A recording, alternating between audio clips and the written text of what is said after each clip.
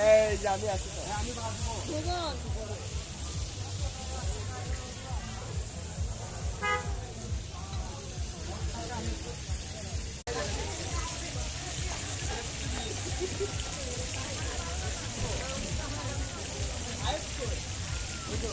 ওই যে সাহেব এই সাহেব খাবেন কে আমুর দেইয়া আছি না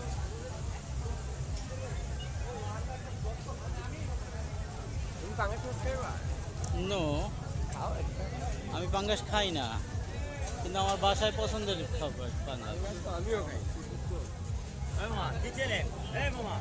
কাঁকড়া খাই নেন বড় লাগবে না দাম তো কম করে নাই। কাঁকড়া কত করে? এটা 200 টাকা স্যার, এটা 150